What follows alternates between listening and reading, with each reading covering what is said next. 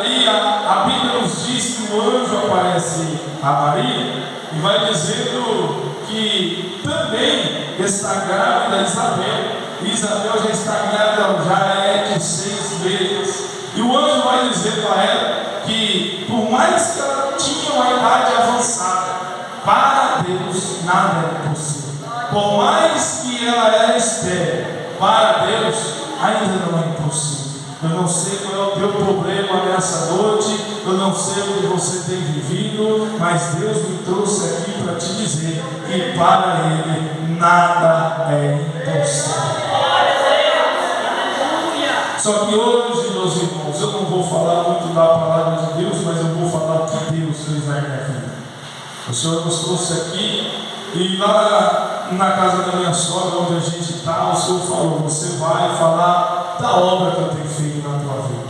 Pois bem, eu nasci em Minas, meu pai e a minha mãe me criou juntamente até os 6 anos. De 6 anos eles se divorciaram e eu fui para a cidade de Ribeirão Preto, ainda novo.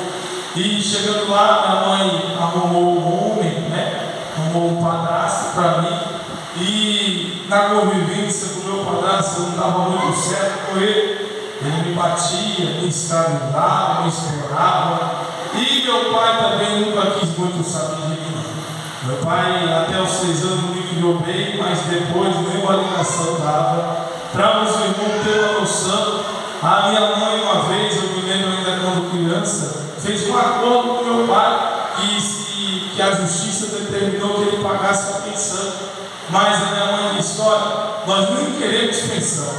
Se você ligar somente com o teu filho, nós descontamos essa pensão e larga para lá.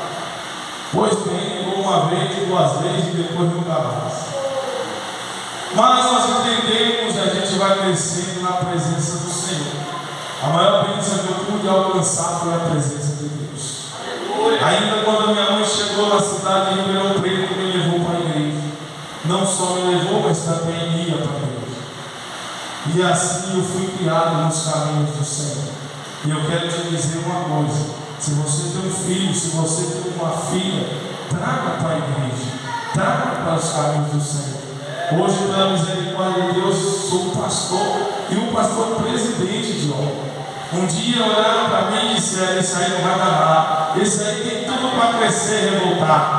Uma cidade grande, onde tem um alto fluxo de droga, onde tem um alto fluxo de violência, ainda é humilhado pelo padrasto, ainda o pai não está nem aí, isso aí tem tudo a perder. Mas Jesus Cristo estendeu as mãos e disse: esse é meu, ninguém toma, ninguém leva, vai ser vaso meu.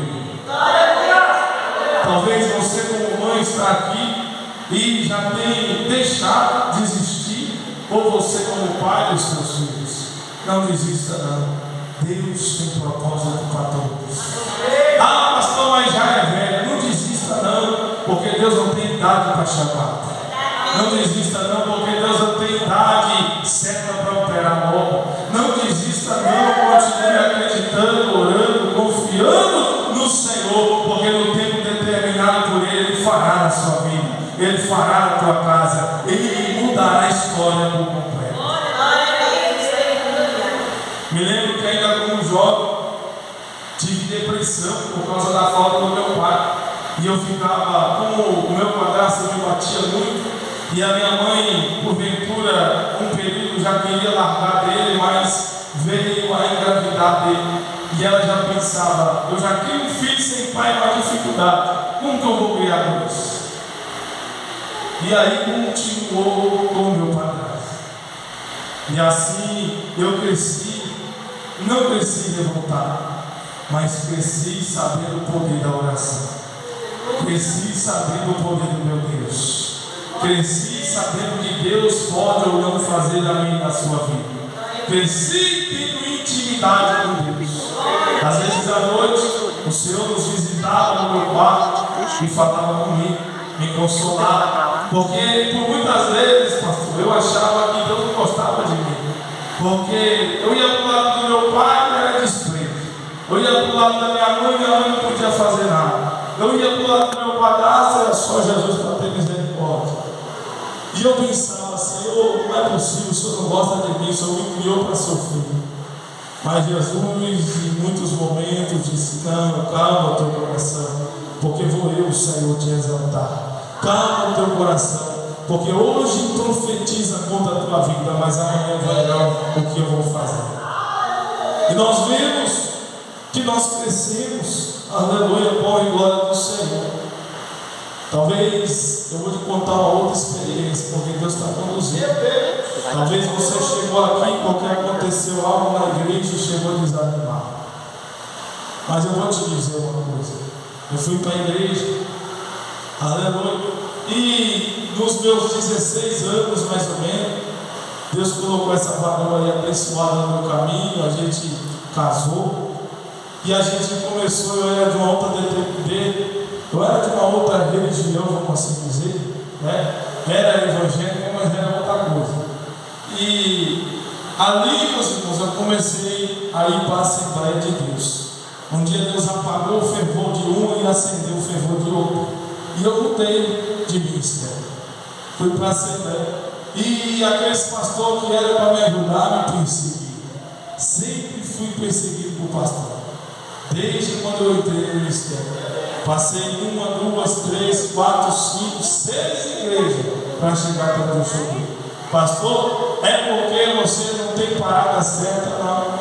Todas as vezes que eu saí do ministério, nunca saí rebeliado. Sempre orei e busquei a direção de Deus. Entenda na Bíblia que há um tempo determinado para todas as coisas. Se chegar o tempo de você cantar, você vai cantar. Se chegar o tempo de você sorrir, você vai sorrir. Mas muitas das vezes chega o tempo da prova. Muitas das vezes chega o tempo do deserto. Muitas das vezes chega o tempo da doença. Chega o tempo da escassez. Você abre o armário, não tem nada para comer. Você pega o boleto, não tem dinheiro para pagar. Mas o nosso Deus, seja na alegria, seja na doença, na escassez, Ele está com o teu povo, dando direção, dando instrução. Aleluia!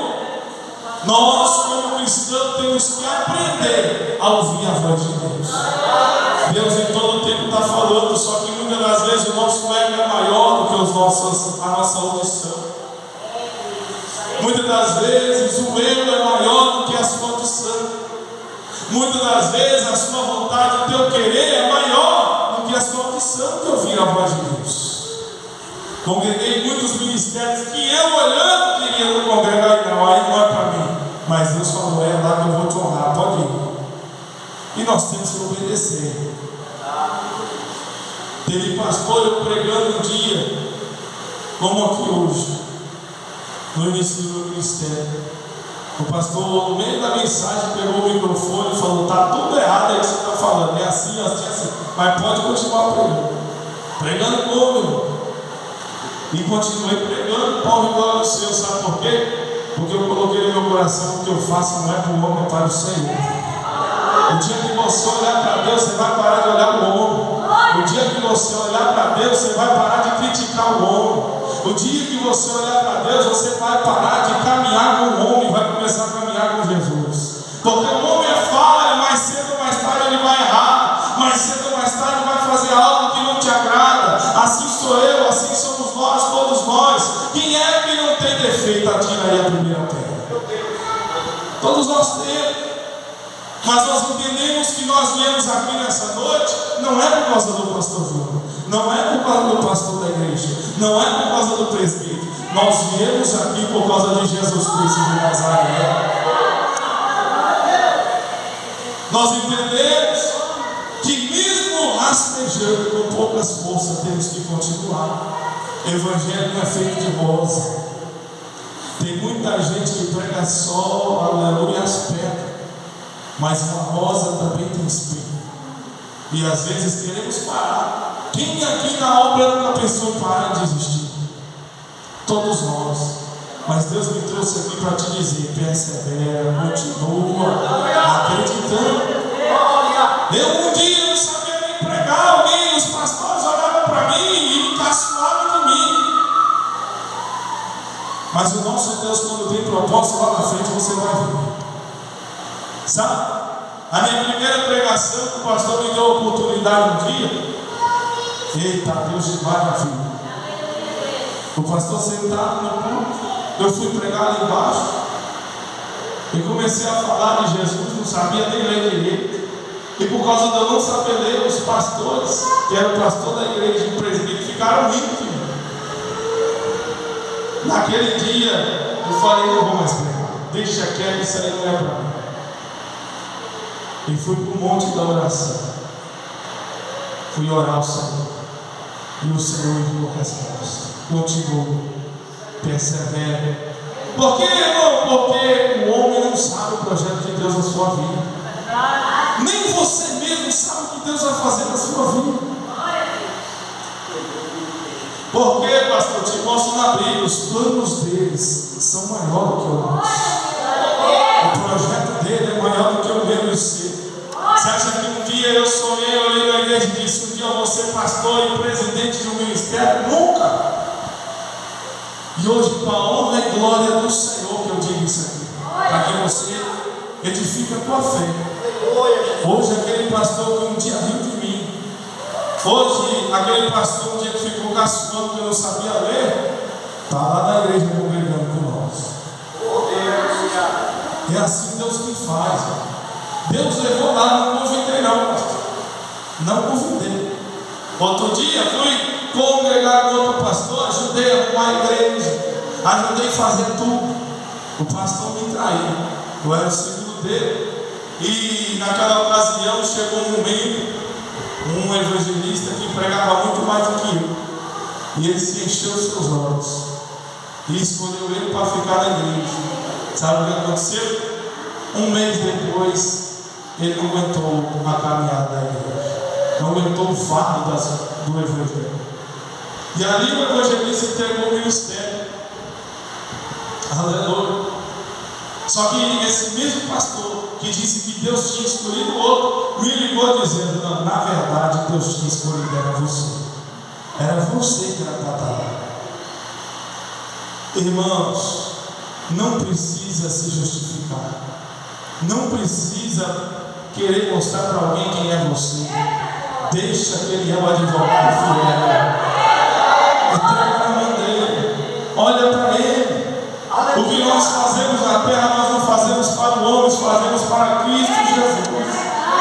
Enquanto nós ficarmos apegados ao homem, porque o homem não me dá medalha, porque o homem não me reconhece, porque o homem não me elogia, sempre iremos quebrar a cara. Mas quando dissemos, se alguém reconhecer, amém. Mas o importante é o reconhecimento de Jeová. O importante é o reconhecimento daquele que vive, daquele que reina, daquele que é o dono da igreja. Eu não estou nem preocupado se o dono físico vai reconhecer. Eu estou preocupado com o dono espiritual. Eu estou preocupado com aquele que levou a cruz do Calvário por mim. Eu estou preocupado com aquele que derramou o sangue por mim. Eu estou preocupado com aquele que preparou para mim e para você moradia eterna.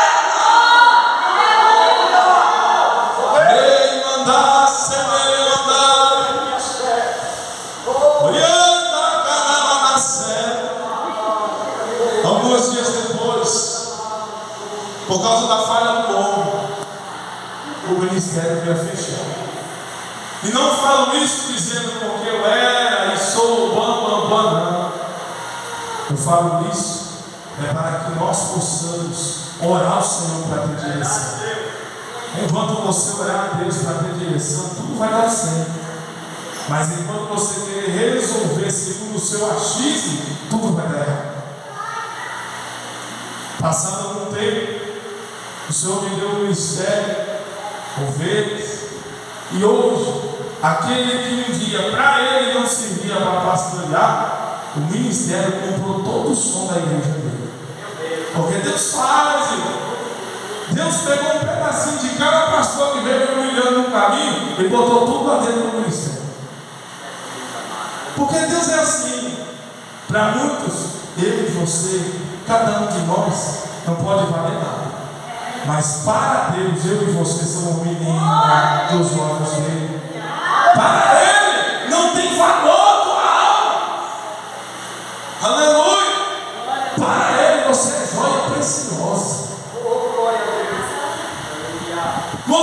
entendemos o nosso valor no Senhor, deixamos de ficar suplicando a mão do ombro, deixamos de ficar jogando engano aos cantos, deixamos de ficar preocupados